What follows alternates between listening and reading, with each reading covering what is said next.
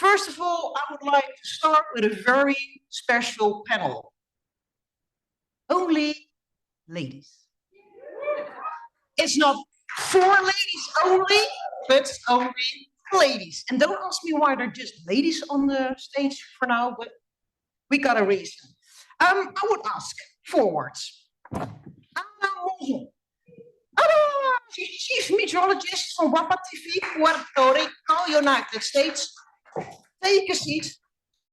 Evelyne, she's the French famous speaker, head of TV1 and LC1 weather services in France.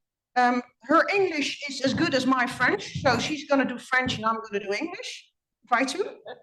Then someone else who can bring a lot of energy to stage. Who doesn't know her? Bernadette WOODS-PLACKY.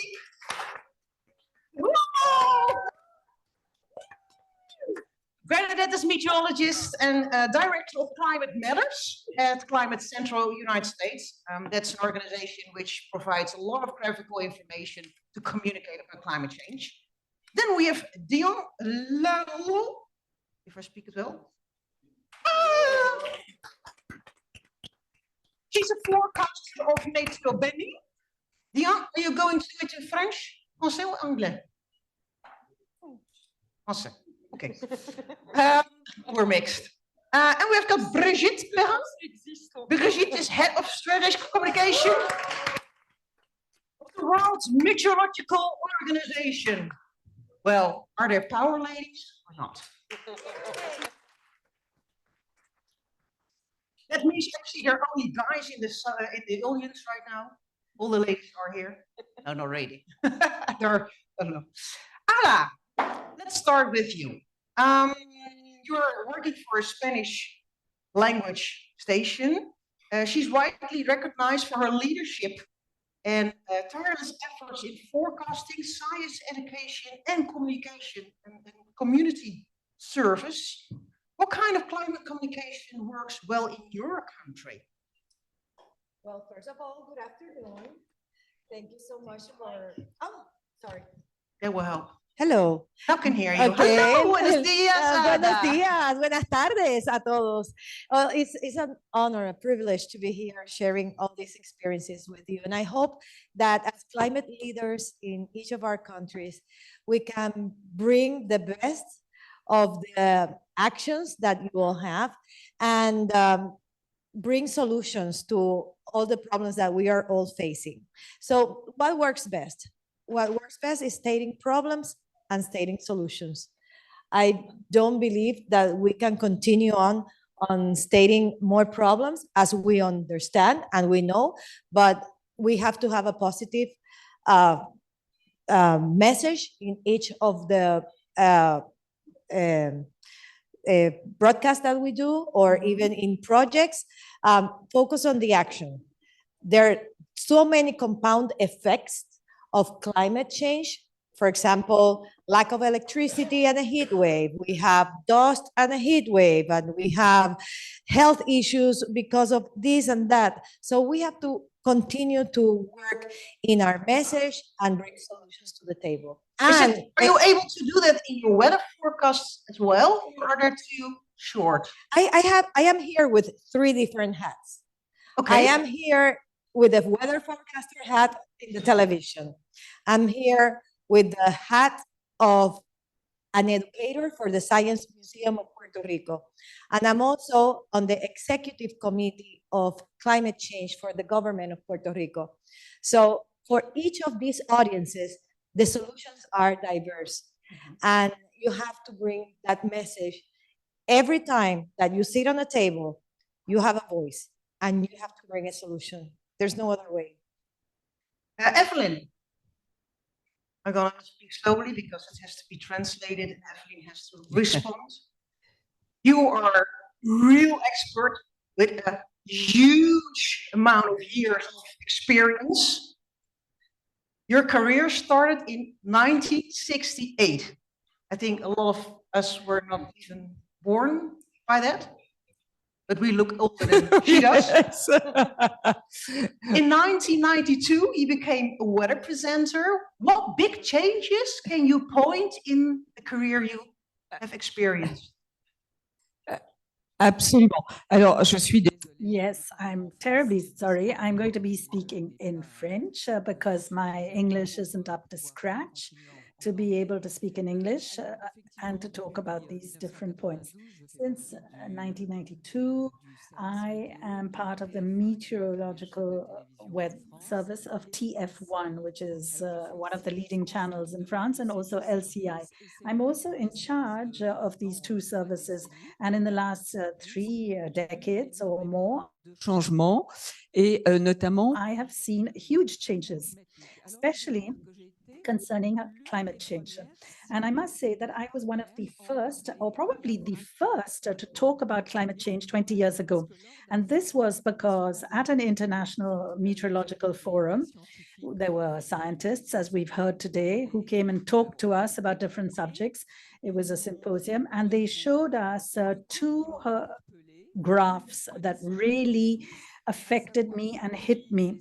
One was that since the 1900s to today, and this conference was approximately in 2005 or 2006, but the temperature graph up to the 80s and CO2 figures up to that period were more or less parallel. But then after that, there was a sharp increase.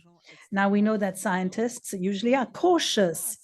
And at the time, they were not talking about climate change. They didn't say that this is happening. Now we know that it is there. They said we have signs that are very concerning and that we are worried about. At the end of this meeting, I talked to them. I said, I read the weather. I talk about the weather for 2 or 3 minutes every evening. Sometimes it was 4 minutes at the time. So I said, I have approximately 3 or 4 million people watching. So I think that we have an important role to play. This role does not exist for the time being. So what I want to do is share this information, but particularly not just say this is what's going to happen, but just say, what can we do? How can we contribute? So my idea was to be positive about it, put a positive slant on it. And I felt that there was a missing link between the scientists and the general public. And the link was perhaps us through the media. And so I remember that we had some amazing meetings at Météo France. There were climatologists such as Jean Jouzel and many others, very renowned scientists. And at the time, and of course I can talk for hours about this, but I won't go on. But we came up with key sentences. My slogan was, it's good for the planet. And these are the sort of sentences or slogans that still exist 20 years on. Then there was a period when people didn't talk about it very much, but in fact, people started saying that if you drive 10 kilometers slower, then that's going to be that much better for the climate. But it was very difficult initially to talk to the public about this, because in a weather report or bulletin, because I would say, well, look, tomorrow you're going to have an increase in your temperature 4 degrees more in Lyon or in Paris. And at the end of my bulletin, I would say, in the end of the century, scientists think it's going to go up by 1 degree or 2 degrees. And people used to say, oh, in 100 years, we're going to have an extra degree. What does that mean? It doesn't really matter. I'm only interested in what I'm going to have tomorrow in Lyon or in Paris. So it was very difficult to get these messages across. But then gradually, the message did get across. I wrote some books in 2014 for the COP21. The WMO asked for a weather president from each country. And at the time, we already had crazy temperatures, and we've already gone beyond those temperatures today. So at that COP, all the different weather presenters actually talked about and came up with a weather report. And I think there are still climate skeptics, and we've got to be important. We've got to convince them. And I say, yes. Other techniques, if you don't mind. I go to your neighbor first. That's Bernadette. Bernadette, you're working at Climate Central, Climate Matters, Climate Central. You're making huge amount of easy, accessible graphics to explain what's going on, what can people do? What big challenges do you face recently? Well, we've come a long way in climate communication around the world and in the United States, but we have a long way to go. In the United States specifically, it's been political a long time, and we know that, but over the past couple of years, there has been action in Washington, D.C., and we had a major climate bill go through. And so a lot of the American population is waking up to climate change. They have a lot of questions. They know something's happening, but they don't always know what. And that's why there's still this opportunity to make connections to why it matters, the impacts that we're seeing, as we've already talked about here, from food, water, the things that we love, the places that we love, but also how quickly our solutions are advancing. We are going through an energy revolution, a transportation revolution, and this is really exciting. So there's a whole lot going on just over the past couple of years. In Climate Matters, specifically, our 3 editorial priorities for the program are attribution science. Andy's leading that work over here with our climate shift index, and that is global. And we talked about it last year for those who are here. Anyone can use that. And if you have questions about that connection between specific temperatures and specific weather events, you can talk to us or to Andy here. The second is health, because as we talked about in our session earlier, we're in a health crisis because of a climate crisis, and helping people understand that and what they can do to stay safe and prepared is really critical. Third, solutions. There are so many amazing things happening so quickly that it's really hard to keep up with. So helping people understand that so they can tell those stories. Yeah, I'm working in a country in West Africa, Benin. I searched for 13.3 million inhabitants. So a lot of viewers to inform. I'm wondering, how is it going in your country? I listened to you lately. You use a lot of radio. Well, the graphics of Bernadette are not really useful for that. How does climate communication work in your country? Bonsoir à tous. C'est d'abord. Hello, everybody. First of all, I'd like to say I'm delighted to be here and be part of this panel. I'd like to start off with the present context and just say, first of all, that we obviously have to give information to our populations. Most of our people, most of our population is rural. Most of them, or at least 70% of our population, really lives off farming. And also, there are no irrigation techniques. They really depend on rain. And climate change obviously has a huge impact because already in our region, our seasons are no longer the same. And there are drought seasons that are longer. And also our seasons have changed a great deal. So our farmers and our rural population cannot count on the amount of water that they were used to or the sort of seasons they used to have. So now, as a meteorological services, we have to use simple language so that these farmers and that these rural people can understand what we're talking about. So frequently we use radio for that, particularly local radio stations or community radio stations. We, particularly for seasonal forecasts, we come down to the communes or communities where we organize meetings. And at these meetings, we try to explain these issues to local populations, climate change, change in seasons, and so on and so forth. And then also we use community radios a lot. We try to therefore get these messages across, but we must also use local languages of the commune.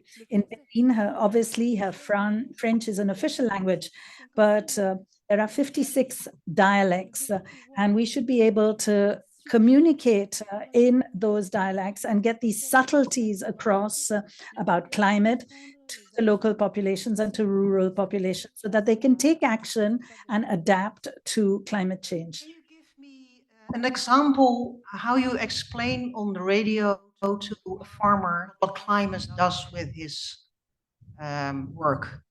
Because he thinks about weather, he doesn't realize what's climate. What can he do?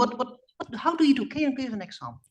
OK. Un exemple, c'est Well, let me give you an example. For example, in Africa, we give seasonal forecasts. That seems to be really the standard staple that we share with our farmers. So we could say we're going to have a lot of rain. For example, we might say you're going to have more rain this month than usual. Or we might say the rains are going to come earlier. When we have that sort of information, we give that information to the community. Now, this year, there's El Nino. So we try to explain what El Nino is and the effects. We explain about the sea or the ocean getting hotter, the fact that this leads to other phenomena which are then generated. So we explain that there are things happening in other parts of the world that will affect our country. And we explain that it's going to have an effect on our own seasons. So we say, hold on, maybe the rain season will come earlier.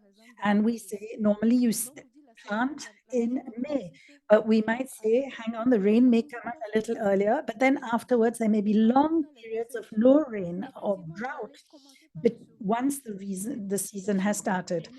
And we would then say to them, don't plant right away, because based on the information we have, in fact, it hasn't really begun. The rainy season hasn't actually begun, so wait a little before you plant your seeds. And also we use images that the community can actually identify with. For example, we try to use local figures such as religious leaders or mayors. And in fact, if we work with them, they actually believe our information better and apply it better. Of the meteorologist or climatologist telling about what the atmosphere will do, and an agriculturist who decides what kind of plants, when planting. You're not an agriculturist, you're not a farmer. So it's a very thin line on where you go, but you need to make the transition to the farmer's head, what he can do. Next to you sit Brigitte. Brigitte used to be a journalist. She works for the World Meteorological Organization. That's the authoritative voice of weather, climate, and water. And your background as a journalist might help, especially in this complicated mixed question, how to communicate the best way. What's your experience? So I have a completely different context of communication than Diane, because I am basically representing the World Meteorological Organization, which is the authoritative voice, as you just said. What does it mean? It means that whenever people wonder what is going on with climate, they are supposed to come to us. And what happens when they come to us? They read our reports and they see a lot of scientific information, the type of information we heard about before that is very useful for all of us to understand what it is. But for people like the audiences of Diane, this doesn't work. So what can we do? Because at our level, we also need to communicate to the policymakers. We need to communicate to the media. We need to communicate to youth. We need to communicate to, I don't know, the banks, the private sector, all the people who want to do something about climate. So my word here would be, we need to work all together. There is no way we can achieve or do any action on climate if we are not working together. So that's what I implemented since I started my work at WMO. And I started with you for the first time to launch a campaign. Not only was I alone on the UN side, I was not. It was the initiative came from UNDP, the UN Development Program. They reached out to me saying, hey, we have a great idea. We want to put kids on TV to do the weather forecast. And we need you to have a look at this weather forecast for 2050, if it's accurate or not. Do you have any experts in your organization who can have a look at this scenario? And I said, yes, we're absolutely great. Let's give me the scenario. And then I asked them, but how are you intending to share about this and make sure that all TVs in the world will play the game? And they said, well, we don't know exactly. We are reflecting on that, working with press agencies and PRs. And so I said, listen, I have an idea. I have some great communities around here. And this is how we reached out to this community here, which is very close to the community. I'm also facilitating on the focal points for communication in the National Meteorological Services. Some of you are already part of this group, and some of you will be able to sign up very soon. I don't know how many of you in the room did actively participate to the Weather Kids campaign. Who did? Hands up. Who did? A few. Okay. Who in the room has never heard about it before now? Oh, wow. who's lying? Excellent. Who is a slave? Congratulations. Actually, that's fine though. If no one says, I don't know anything about it. That's amazing. On en a très peu entendu parler. We didn't hear much about it. You didn't hear much about it. No, we didn't. Très peu. Very little, really very little. It just was so. Well, we had a French weather kid who was on TV in France, but it's you. Yeah. Do you want to say something about it? Yeah, if you want to say something, I'm coming around. Where's the mic? Where's the mic? Hold on. Yes. I'm bloody hot. Oui, alors effectivement. Well, I work with France Television, and I participated in this campaign. I worked with the United Nations with a video consultation from February to October. I talked to the director of the service, and what I wanted to do was find a child and then actually look at the weather in 2050 in France and talk about that. And then things moved on. I continued to work with the United Nations, and then in March, suddenly we were in March. It was upon us. It was supposed to be on the 21st of March, which is the World Meteorological Day.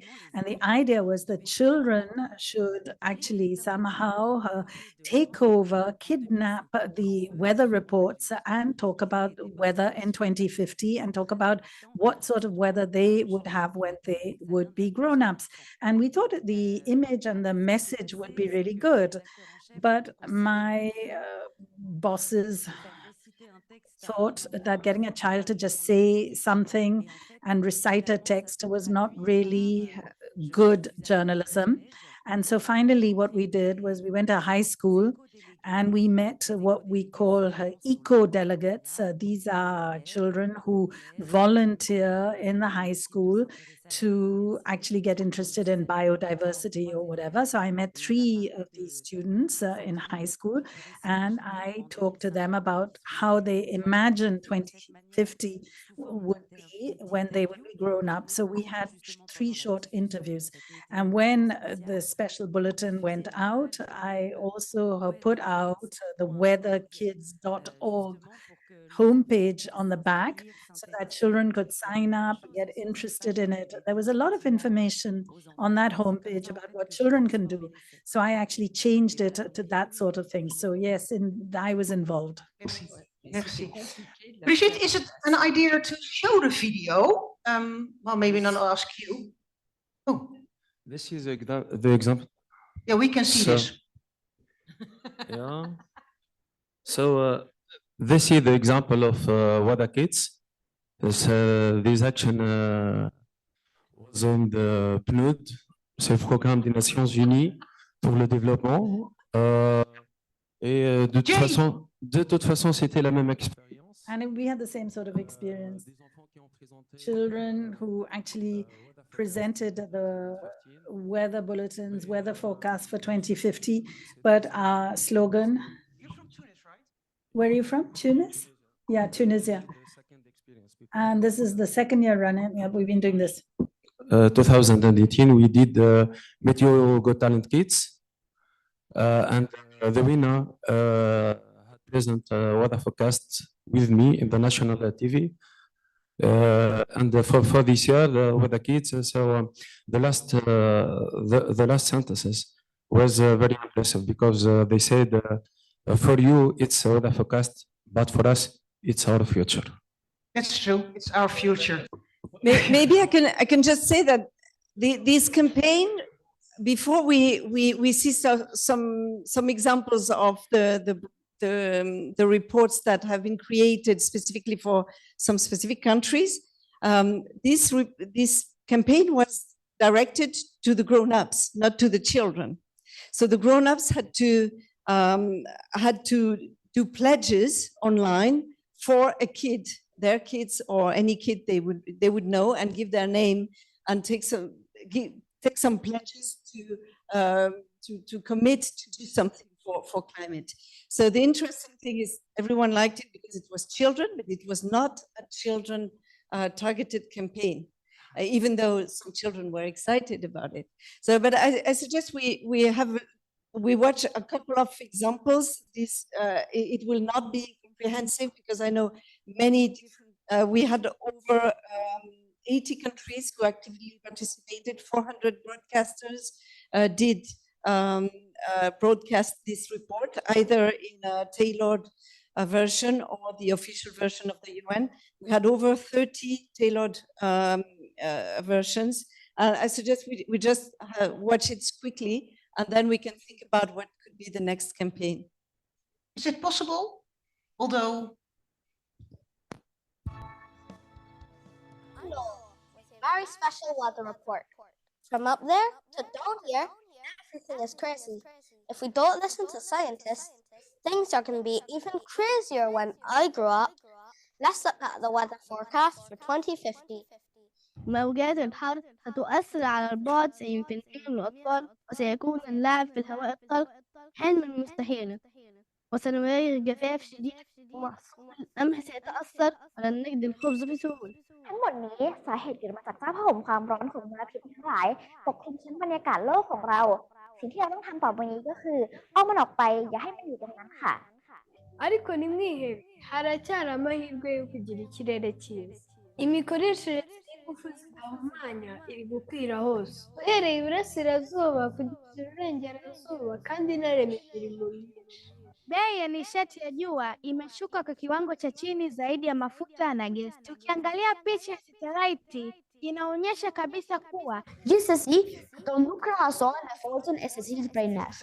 De Jumbante informuar. Dus dat de vergooi met het territorio Lukumbas en Macron. Por yapis jite que tihawe completos jitran. Reciclar, reutilizar, ahorrar energía son tres acciones que pueden hacer una gran diferencia. también podemos usar el transporte público, plantar árboles y comer menos carne. En fin, cualquier cosa que genere menos contaminación. Ci saranno forti venti politici, ma non saranno nulla in confronto alla potenza del ciclone Elsa, mia madre. Vi terremo aggiornati e controlleremo se gli adulti si daranno da fare per rimediare a questo problema che è completamente risolvibile. We'll keep you posted as we track whether adults stop wasting time and seriously try to tackle the problem. Because it's not just a weather report to us, it's our future. he's right.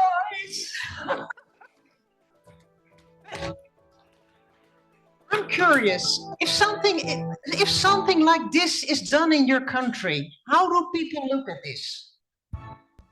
Like adorable, or how can you use kids for this? Is it a political statement? How does it resonate in your country? For you, they say, okay, someone else. It depends how you set it up. It depends how you set it up. What do you mean, Paul? Hold on. No, it just depends how you set it up on the air and how you introduce it and how you explain what it is that people are going to be seeing. You can't just put it up there. It's all about how you set it up to your viewers. They can just see the video and you have to explain what they're going to see. Well, I think you do have to explain what this is. And you also explain that these kids are going to be growing up into the world that we've been telling you about, this world we're going to have, but these are the people that are going to live it. And Yeah, you're but hearing that's from what them. the kids say. So Wait, but what? I didn't hear. that's what the kids say. It's our future. Right, But right. you need also to say to the future, to the Oh, I think you can say this is you hear these kids and say these are your kids, these are your grandkids, these are your friends' kids. This is the future of our planet, and I think it's all about how you present it to your viewers. Because I think the kids do a great job. The kids They were do a great job. fantastic. But it's not about the kids. It's Right. not made for the kids. It's not about the made kids, for adults, and I know the adults nowadays. That's why I'm saying it's There's about how something we. behind it. Yeah. They want to sell us something. Is this political? In which country would you have some resonance like it's political, Patrick? One at a time. Okay, thank you. Merci pour votre. Thanks for showing us all these different weather bulletins in Côte d'Ivoire. We also had the same weather kids. In fact, we heard from the WMO about this initiative. Côte d'Ivoire. Côte d'Ivoire. So for us, obviously, this was important, and we are trying to sensitize and get more people to become aware about these subjects. So when a child actually gives the weather report, the parents get very involved as well, because children actually are sending a message across about the sort of world they're going to be living in. The parents become very aware about these issues as well. And so I think using children in this way reaches parents first, because they are the ones who are going to be responsible for the sort of air their children are going to breathe in a way. And so I think a lot of people feel that this has a real impact on our society. So the decision makers, the politicians realize then that it's a serious matter and that we need to take action. So these sort of weather reports do give some real effects, do have real effects. So I think it's a very good initiative. Thank you. Helga, right. Helga, si je peux me permettre. If you allow me. Where's our colleague from ARD? A colleague from ARD. Oh, you're here. Do you want to share your story about this campaign? No. No? Okay. It was too painful, Silke, or it was... Okay, I will tell briefly. Yeah. This is Silke Hansen from ARD. ARD from German television and radio. So when I heard about the project, I was immediately on fire. So I get in contact with you and I said, yeah, let's do it. I will find a child to do it. And I found one. So it was easy and everything was prepared. And then I spoke to my boss and she said, no. And I said, oh, no. And she said, no. And there was no chance to do it because of, let's say, political reasons. So at the end, I was allowed to send the official one. We did it, but I was not allowed to do an own one. That's interesting. What's behind that? It's just a kind of fear that they're not journalistic enough, that they're getting a lot of comments. That's what you do nowadays. Ask what's behind it. Patrick, you want to add something as well? Plusieurs d'entre vous le savent. Now, many of you know that we work at a station that has a 24-hour weather information, and we didn't sort of go along with it in the same way. I got authorization to promote the campaign, to write an article about it, to make a video about it, to say that there's this initiative to make people aware of these subjects, but I didn't actually use the tool of getting a child, because for our channel, it was important for us to say that we are the experts on weather, and we were not going to get children across talking on behalf of us. So we sent the message across and talked about it. Yes, but can I just add something? That all that we've heard shows that it's very difficult to have this sort of weather report on a channel. You spoke about it and others have talked about it as well. So I think we could perhaps do it again, but we have social platforms, networks, we have followers, And I think social networks are probably the more appropriate medium, because obviously a weather report is very short. In a bulletin, we can't always include these sort of initiatives. We don't get authorizations. But on the social networks, even if you are part of that social network as a channel, I think it's easy to use it. And I think we could all do it there. So I think perhaps we could start it again and say that we're not just going to do it on our television channels, or prepaid on national television, but on our social networks, because I think we'd have a huge impact. C'était The campaign really was on social networks mainly. The video was shown obviously on all the social networks. There were 12 million views. People who play video games. There were tens of millions of people who reacted on TikTok. So it was on every screen. It wasn't just television channels, it was on every screen. But the visibility impact obviously varies a great deal. And if channels themselves had not taken it on, it would have had less of an impact. I'm Nicolas Xavier from Belgium. I also want to say a few words to react to what Evelyne has said. We also had it on television and on our social platforms and networks. And I think the two together are really interesting, because you've got to create some sort of surprise effect so that people are wowed by it and that everybody talks about it. And if you don't actually have that impact, if you don't make a surprise effect, then it becomes quite complicated. It's also difficult to oblige your channel to show this sort of thing.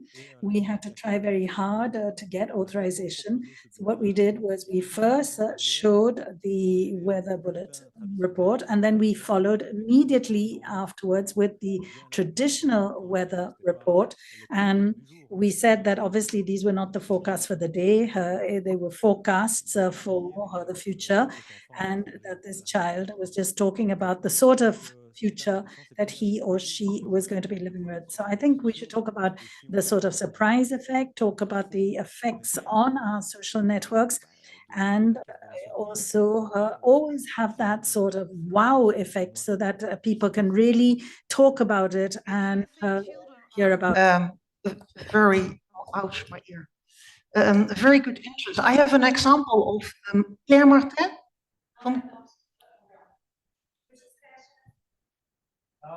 Yeah, hold on. I just want to add something. Due to the children. Claire Martin was she went to be a politician after being weather woman. Why would you go into politics? I don't know. But if you know Claire, you understand this is going to work. She was at the negotiations in Paris for Canada. Well, you know, Canada is a country with a lot of fossil fuel industry, and they thought the targets of Paris were way too high. And the sub-select delegation were all women. And they said, what we need to do is for children. Yeah, hell, it's heavy, but we need to do this. So they went to the government, all guys. Yeah, I'm afraid looking at Patrick, I'm telling it the wrong way. So she went to the government, all guys, and they said, it's way too high. We're never gonna meet the standards. And then Claire Martin says, well, listen, your son, your little boy, wants to be an astronaut. What are you going to say to the guy? Hopeless? Never gonna get there?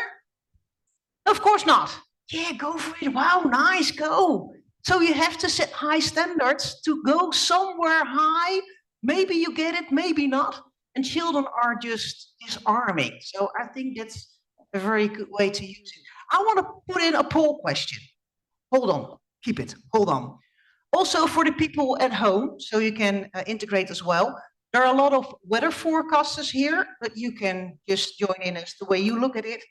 Climate change issues should not be addressed in weather reports because that are two different disciplines. Who does agree?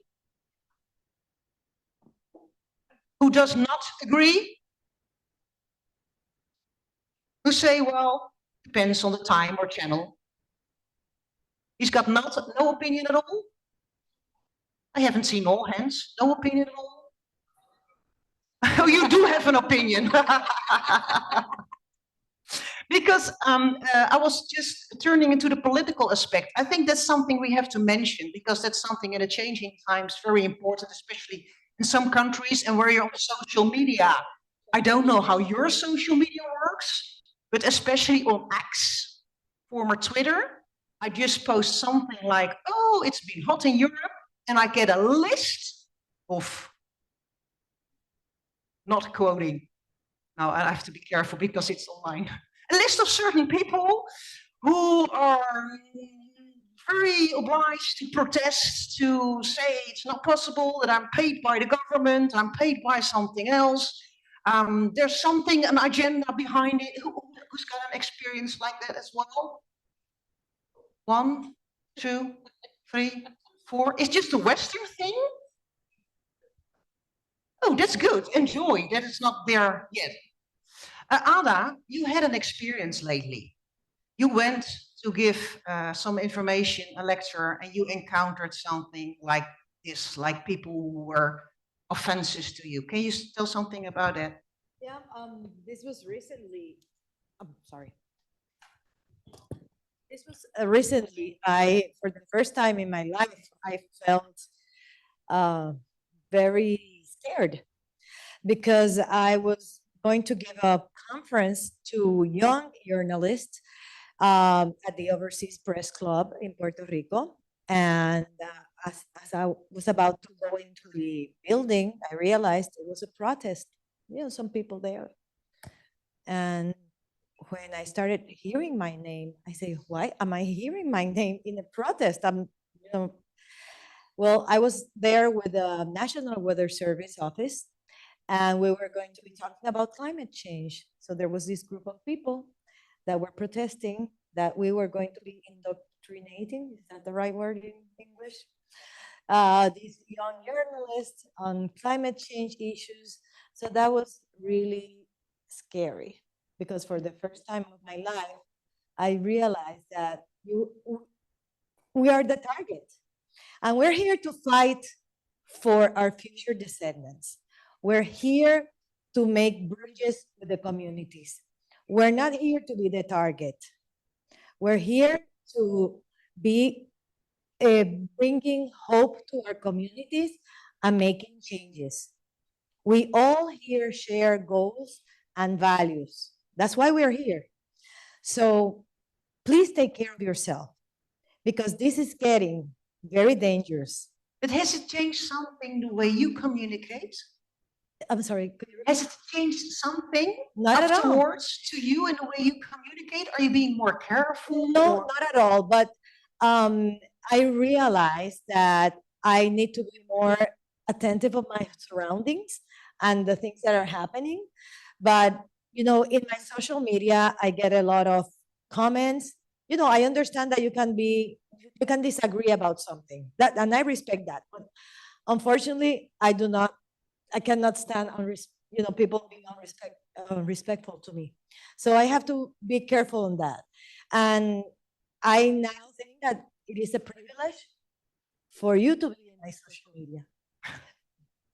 Believe me, That's the turning around. you have to be very careful, because it's your safety, it's your mental health that is in here on the line. So please take care of yourself. Yeah, thank you. By the way, online, 24% does agree that it doesn't belong to the weather presentation to talk about climate. 24%, yeah, does agree. 46% does not agree. And depending on given time is 29%. I'll put straight away a new question and then you can respond. The new question is, climate communication is getting too political in my country. Is that often, rarely, or none? Often? Is it getting more political? Often? Who says rarely? Who says, well, no? Okay.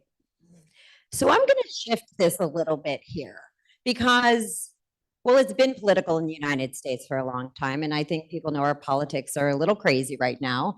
So a lot of things are crazy right now. However, the vast majority of people consume news.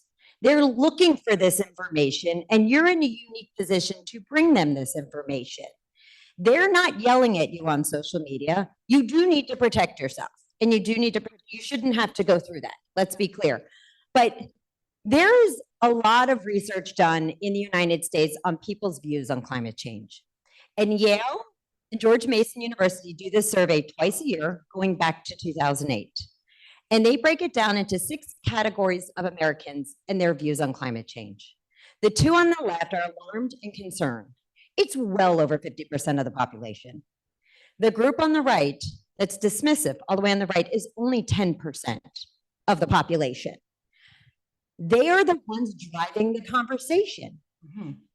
There is 90% of the people out there who are looking for information, will listen to you. It may not be a priority. They genuinely have questions. They know something's happening, but they don't exactly know what. They don't know what to do about it. They don't know how to keep themselves protected. So yes, this exists, and I'm not naive to that at all, and protect yourself, but that's 10%, whereas 90% is really looking for this, and you are in an incredibly unique position, being on the front lines of our changing climate, to connect the dots for them.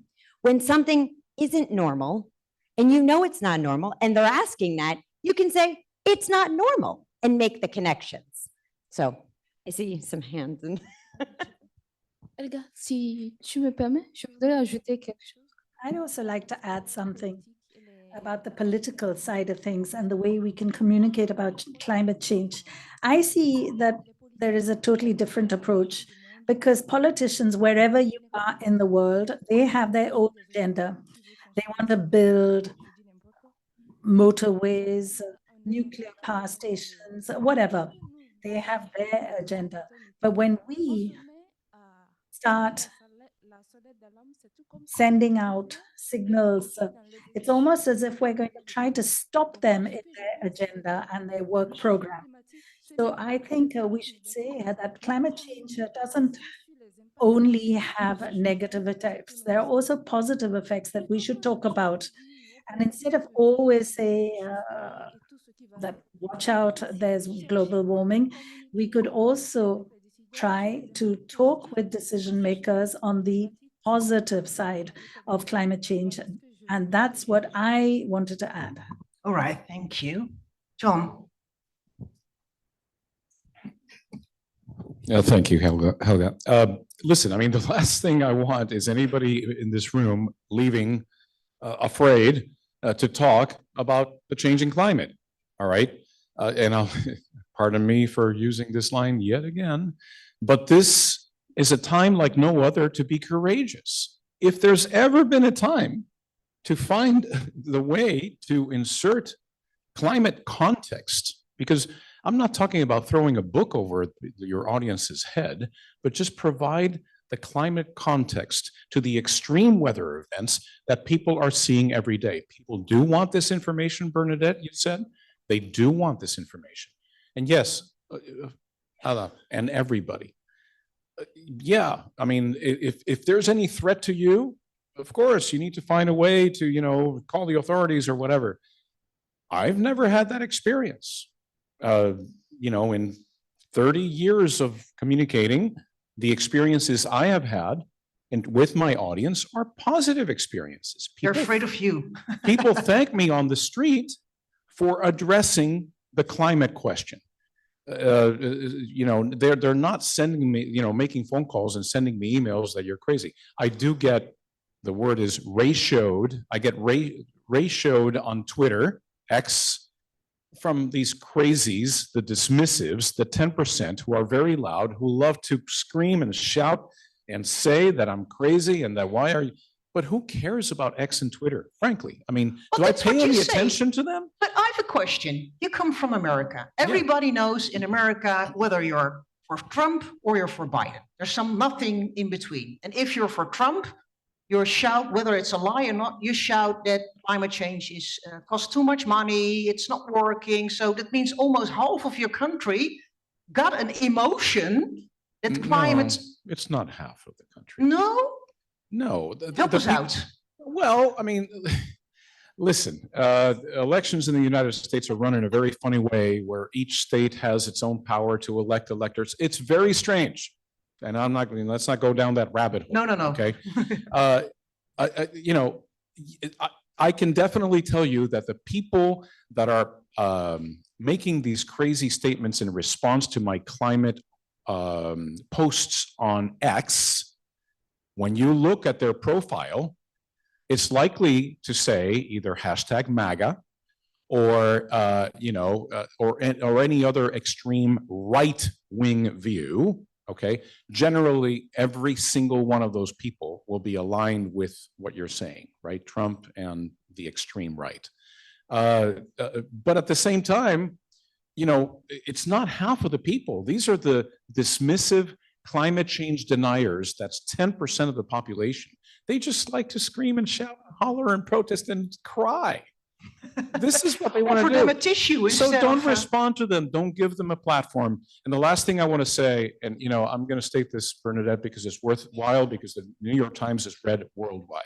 Okay, you know, there was yet another feature on the Iowa broadcast meteorologist who received a death threat, right, from presenting the weather. It's been featured yet again in American media for the nth time. Okay, that is not emblematic of the experience of the broadcast meteorologist in the United States. No, It but is you have one not. threat, and that makes much more emotion than hundreds of thousands of compliments. Sure, and it gathers a lot of media attention. You know, it's sensationalist because he got this one death threat, and you know, it helps that he makes himself readily available for additional interviews along the way, right? So it's not like he's hiding from this.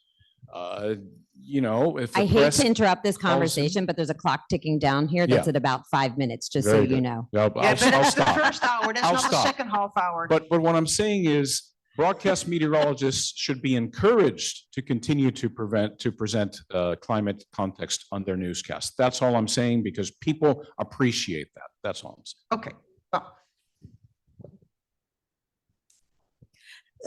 C'est vrai que dans les médias, It's true that the media are known to be the sort of people who always talk about things that are not working. We always talk about the trains that are late. We never talk about the trains that are on time. And I think that we obviously encourage people generally to come up with something which is in this sort of vein. But we are now being encouraged to propose solutions. And when we're talking about climate change, there are solutions. So when you talk about what politicians, what governments, what others are doing, if we talk about some of the more positive things, then these people are going to help us and support us, particularly for developing countries. There are solutions that are possible. For example, meteorological information or weather information is very frequently given by politicians, because the meteorological services are in ministries and you have a minister at the head of the ministry. And I think this, therefore, is a way for the ministers to explain that they are taking steps to help and save their populations from extreme weather issues. So I think we as journalists should also talk about solutions in that way, more positive things. I want to go to the next. I want to go to some positivity. How's the future going to look like in the way we communicate? Evelyne. Do you have a perfect example of how future weather forecast, climate communication can be, right? You have a video. Absolutely. Yes, absolutely. In TF1, we really are increasingly concentrating on how climate change, global warming, our planet, So it's true that a weather report is very short. It's approximately 2 minutes. And most people only want to know whether it's going to be raining or not next day. But we have sometimes 2 or 3 times a week extra bulletin. But in her other news items, we have little bulletins on the sort of things that you can do to fight climate change, or the sort of action you can take. And we also use augmented reality. And we've done this quite a lot. So this really represents huge amount of work, weeks of work. So for example, we had a 6-minute bulletin, which was shown at the news, main news at 8 p.m. And it has received 3 prizes. It's normally 6 minutes long. We're just showing you a 2-minute clip. It explains climate change and its consequences from the beginning of the industrial era. And we would like to share this short extract with you. Alors ça, c'est juste un extrait. This is just a short clip, but in the film, we also explained about the impact on the economy and also the impact on human lives, because it was a 6-minute long movie. On continue parce que Now, I also got a text message yesterday with Yannick Keza, who's wonderful. And in September, we're going to make another movie, another short film on the environment and climate change. But I can tell you this represents hours of work. And we normally film it in a special studio. There are 20 cameras all around the room. It's really a huge amount of work because you've then got to put all the images together. It took 2 months, but we got 3 prizes. Afterwards, that other people can use this on social media to plug, or maybe there's a TV station who wants to show it. Is that a possibility? Of course. Oui. Yes, of course. I think it is already available on different social media in France. It is available, so you can see it if you want. I will give you the link. We will give you the link. In France, so that would be great if we have some access outside. Absolument. Brigitte? Brigitte, voulez-vous rajouter quelque chose? About 20 minutes left. And I would like to collect tips how we can act in the big changing world from you. I gave you the homework, so it's not a surprise. What kind of tip would you like to give all your colleagues how an alternative way could be in communicating about climate change? We have a new procedure. You can go to the mic over there, and then the camera will follow you, I understood.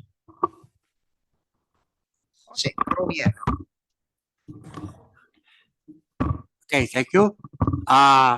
Well, I will answer 2 questions in one, because one was left behind. I usually communicate climate inside the weather information. Why? Trying to link weather with climate change. For instance, a hurricane, tropical storm, well, I have to link it with the temperatures rising in the sea. So the sea surface temperatures are higher than ever. So there is a link between, very clear link between that fact and the other one, that we have very active hurricane season in the Atlantic. El Niño, we have to link that, because El Niño has been also having an effect because of climate change. And how do you explain that? In what way? Well, I try to do it very simple. We have some kind of phenomena. We say, well, this is that way because in the coming years, temperature will be rising again. More every year, you have seen it. Every year is hotter than the previous one.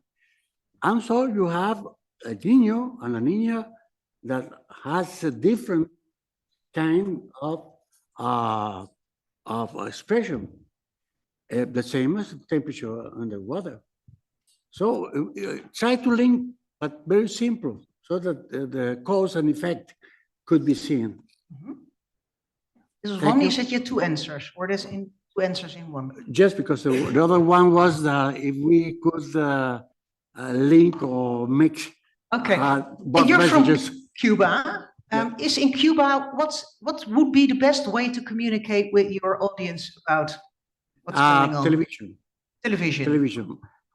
Maybe you have some constraints in time, but you have to manage to do it. But simple, because people understand simple words. Bernadette start laughing. Why, Bernadette? Because he's great. Because Jose is great. It's simple. He makes the connection and moves on. Yeah. Well, if everything would be that simple, then what are we doing here That's anyway? why I was laughing. Someone else who would like to add? You can speak in the microphone if you want to, please. Yeah, you have to. Vous m'entendez? Can you hear me? On France Television, I have a 5-minute weather report, which is divided into 3 parts. So there's one section, which is weather and climate. In the first section, we only talk about the weather and weather updates on what's going on. And what I find really interesting for this bulletin is there's always a question that comes from a member of the public, because obviously it's very important to create awareness. Because here we're amongst ourselves, but if you go outside, there are loads of people who know about climate change, but don't really know how to deal with it, how we can slow it down, how we can deal with it. So when you get a question from the public, it's really good because these are questions that people can relate to. And we have experts who answer. So you can have a climatologist, an expert on glaciers.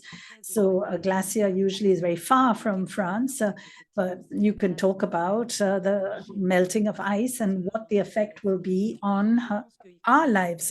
So a glaciolog will explain that. And I think that that's something because you can explain how this affects everyday lives.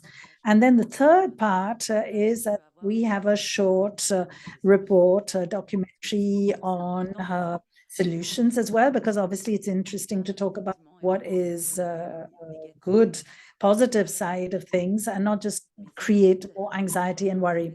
But climate change is something that is, of course, very important for all of us, but we must try to have outreach, explain things, and also try and be positive. This short reply, how many people are working on that? Because in my place in Belgium, it's a commercial channel. We are 3, it's me, myself, and I. So it's impossible to do all of this. So I was just wondering, how many people do you have working on that? Météo et climat?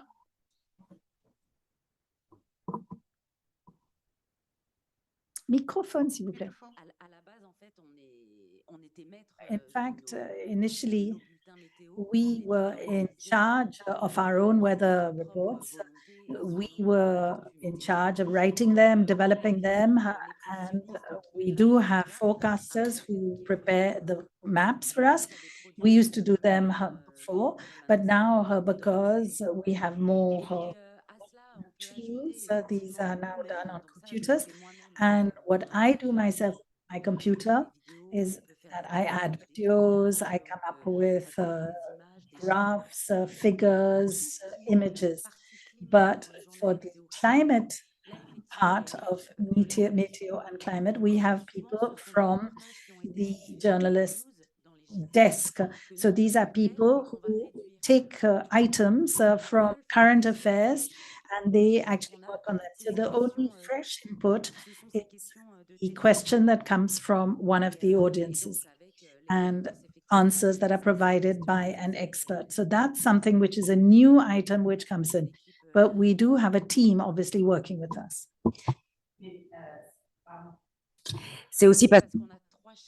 And also we cover 3 channels.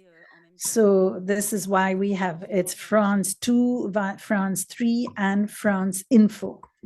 Oh, please speak in the microphone next to you. No, we want to have your face on camera. Not comfortable. I All don't right. care.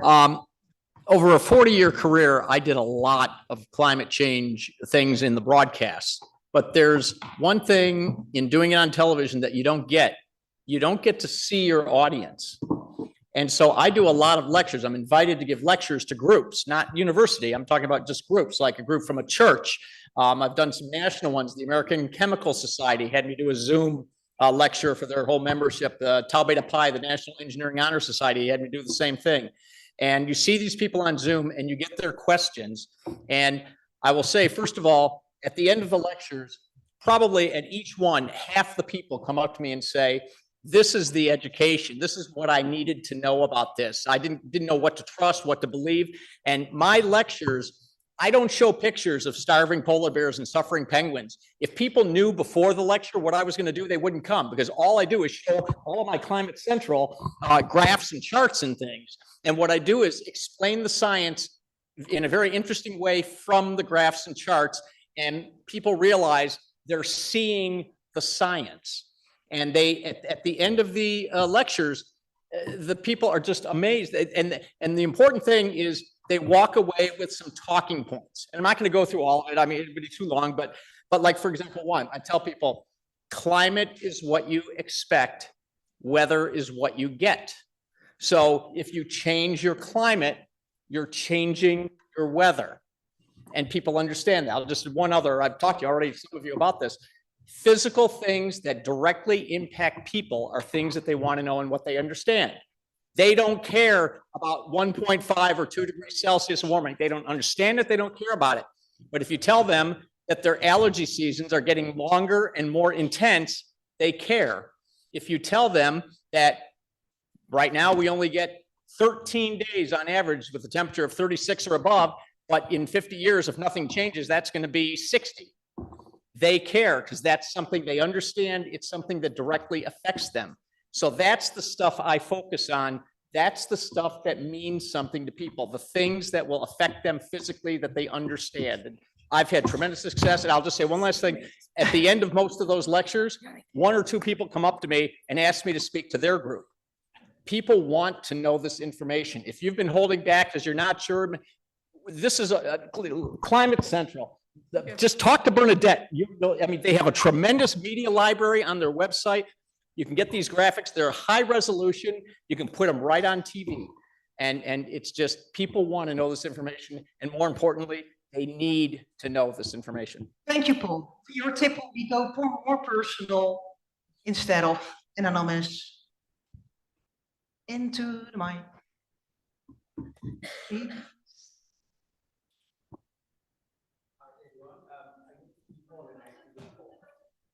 Oh, it's better. Yeah. So, I agree a lot with what Paul just said, and it's fantastic. But I have another take on this. You guys might not like it.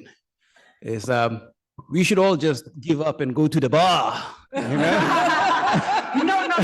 I'm the timekeeper. You have. I'm kidding. Okay, I'm kidding.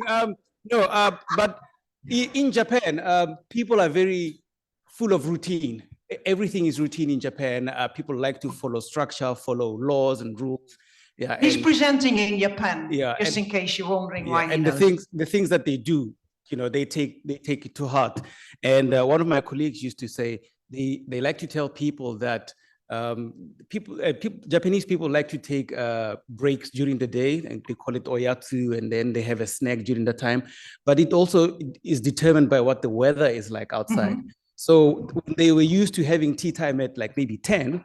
Now it gets too hot, so the tea time has to move either too early or a bit later. So they tell them, like, because of climate change, now your tea time is going to change. Or they take the 4 seasons very serious, you know, spring, summer, autumn, and they eat different food during different seasons. And so if you tell them, well, the summers are getting longer, so there's not going to be an autumn anymore, there's not going to be a spring anymore, then you're going to miss out on cherry blossoms or the food that you eat during cherry blossoms.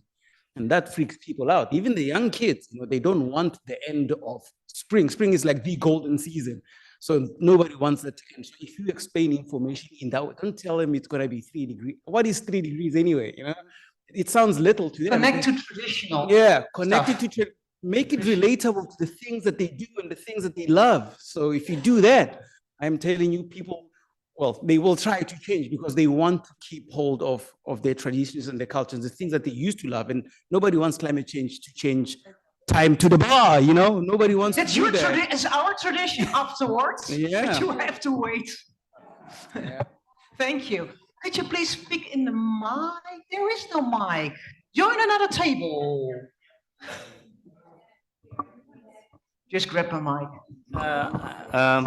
En fait, j'ai juste une histoire que je voulais raconter. C'est une... I wanted to talk to you about something. This is something which is an African story. Perhaps you know that our parents and our grandparents had some sort of knowledge about climate. They were close to nature. They'd follow her animal behavior, the stars, and they would be able to tell when a season was going to start or the sort of weather they were going to have. And so they would know how to proceed. And this was information that was shared from generation to generation. And climate change has completely thrown this out of kilter. All this traditional knowledge is no longer really valid, and new and younger generations no longer know how to handle these issues. And this is why younger generations depend much more on weather presenters or weather services. In the past, they didn't actually bother with that because they knew these facts instinctively. So for us as meteorologists, this has given us an edge because now we have an audience. And I wanted to share that with you because I think it's also got a positive side for us because now we have an audience. This is something that we have experienced in Africa, and this is something which is really still happening. Thank you. You want to add something? Find a microphone.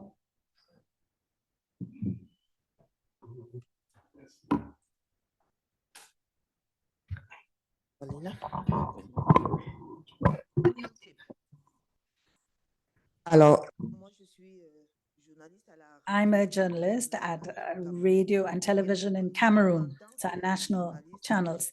As journalists, we are the link between scientists and our audience, the local population. And in fact, most of them, all this information, all this data about weather, etc., is actually designed to be shared with the audience.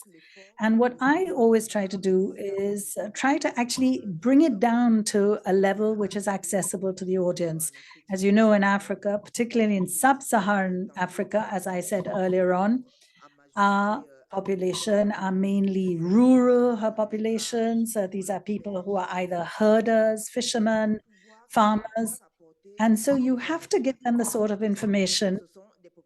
And also many of these people have not had, don't have degrees, they've not been to college. So in fact, the weather information we're giving them is not really for a knowledgeable public. It is for this sort of group of people who need it for their work. So we have to give this information in this way. We have to reach out to them. And if we talk about El Nino, they really don't give a hoot about it. But we have to explain using local language sometimes, or really very simple language, and talk to them about what's going on and exactly what they're experiencing. So these, as Diane said earlier on, most of these people use farming techniques that are dependent on the rain.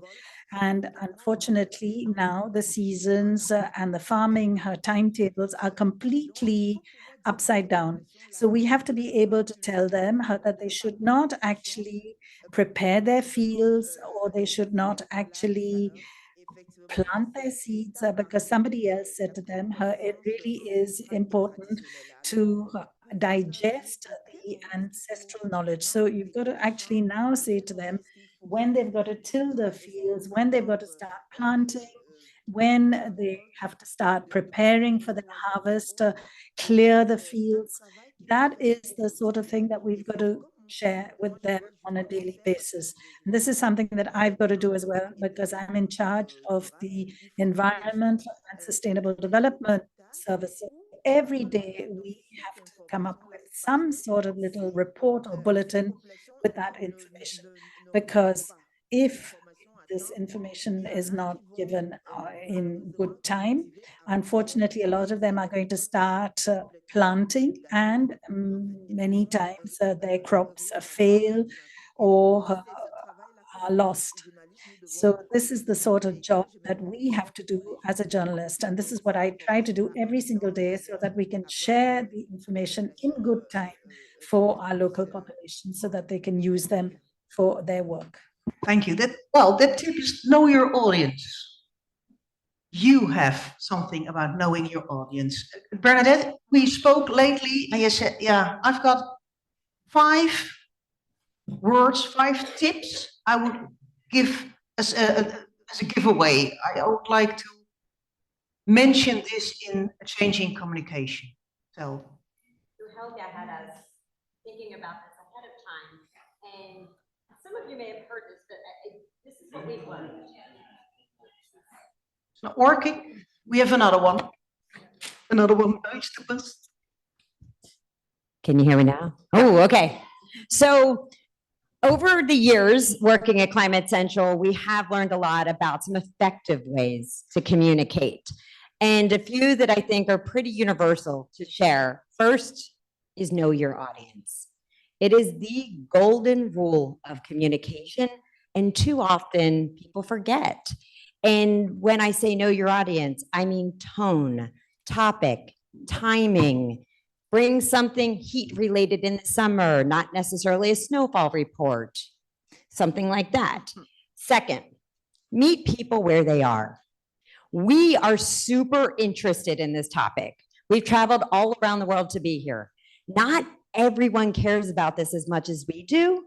So we have, sadly, climate change is affecting everything we're doing. So meet people where they are, connect on shared values, things that matter to them, traditional places that they go, things that they love, their family, communities, future generations. 3, simplify. We're learning a lot of cool science, just like weather. Break it down into simple terms that connect with people, or you're going to lose them. 4, personalize, localize. As people were saying here, they don't understand a 1.5C, but they do understand how many extra hot days in their area, or how many strong hurricanes, or not being able to get water, as we were talking about earlier here with Angola. 5, tell a story when you can. You're in a unique position to be telling stories. Like we talked about with games earlier, stories open minds and take people on journeys. So know your audience, meet people where they are. Simplify, personalize or localize, and tell a story. And as John said too, don't be afraid. There are things to be aware of and should be shared amongst this community, but you have science and you have public opinion that people want to know this. And the good thing is, yeah, give her applause. Yeah! And the good thing is, she's gonna put it in the WhatsApp group. I will. I'll put it there. So we will have. But it's also a responsibility, yeah, Jose? You have to do it that way after you read it. So, yeah, you would like to add something? Please put on the mic. Oui, merci. Thank you. Yes, I wanted to add something as well. And this concerns Côte d'Ivoire again. And I think that it's very important to actually share information with the general public. And so to get that message across, we have used influencers.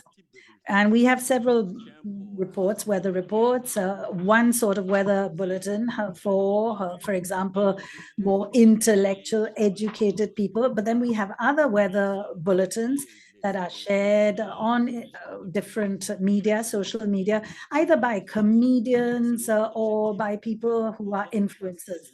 Because it's important for us is to get the message across to the largest number of people. So the different reports or bulletins are quite different. Some of them, particularly the ones that are shared by comics or comedians, are very successful because young people love them and follow them quite a lot. And so this means that we can get these messages across quite easily. But obviously there have been some criticism, because some people said that weather reports and bulletins were supposed to be serious, and having comics or having these sort of influencers on there was really not the right thing to do. But what we thought was actually that look at how many people are following these people. And if you want to share information and reach a large number of people going through these influencers or others, you can really get there very fast. And therefore, even though there are some people who are critical, we think it's really essential because this way you reach a wider audience. So these are the sort of doubts or worries we may have sometimes, but this is how we reach our wider audiences. Even if someone is just objecting or whatever, you're touching them. It's doing something in their emotion, whether it's not emotion you prefer, but something is happening, and maybe you planted a seed, and within a few years, suddenly he sees the sun shines and he knows what's going on. So good work. To my panels, I would like to ask you as well, what would be your final tip, or what would you like to say as last? You two. Maybe it will be just the tip number 6, and it is really about trying to do something together again. I don't know if in the background, if you can bring back this slide where there is the QR code. I hold on to it because I have a single Excel document in which I have names of all people working in climate, wanting to get climate to the next level in our communication, in our social media, on TV and everywhere. And not only I would like you to share the next campaign, I would like you to be involved in shaping it, in bringing ideas. We will most probably have a campaign on early warnings, the next one. We are looking into some subjects like what would you save, like looking into what people would take with them if they had to go away from home or something like that. We are still in the brainstorming moment, but I would really love to hear from all of you. So if you sign up on this little form, it is this form was created for the National Meteorological Services, so they could nominate a focal point. But for me, you are all focal points, and it's not only for the National Meteorological Services. If you're from a TV, it's totally okay to be in this list. And we want to communicate with you. We want to share also your initiatives, because they are important. If you do a campaign, I don't know, in Michigan or anywhere, we are happy to share about it and to spread the word. So please take 1 minute, just put your name and email. And I promise I won't bombard you with emails because I don't have so much time, but okay. for I don't have much more time either as well. Yeah. Okay. Sorry about that. Thank you. Thank you, Brigitte. Diane, would you like to make a last statement? Yes, what I would like to add is that it's also important to diversify the channels that you use to reach out to your different audiences and adapt your information to the audience that you're dealing with. And I think it's also important to talk about meteorological effects in every message that we send out. I would say, we've got you. Go to Evelyne. We'll go to Evelyne. Ok, pas de souci. Non, simplement. Well, it's true that we have weather reports that are frequent, but they're very short. And I think that if you want to get a message across, you've got to make sure that it is almost a one-off item and that it has a real impact. As we have these reports every day, because if you have an excess or excessive amount of information, actually you're killing the message. And if you really want to get across, you've got to have a strong message. It could be a strong meteorological message, absolute record. So anyway, you've got to give that information in a concrete, positive manner. And it could just be a one-off, as I said, so that it really hits people. No, Bernadette is done. Ada, your final tip, your final Okay. statement. Well, I just want to say to focus on solutions that are grounded in empathy. We lack empathy.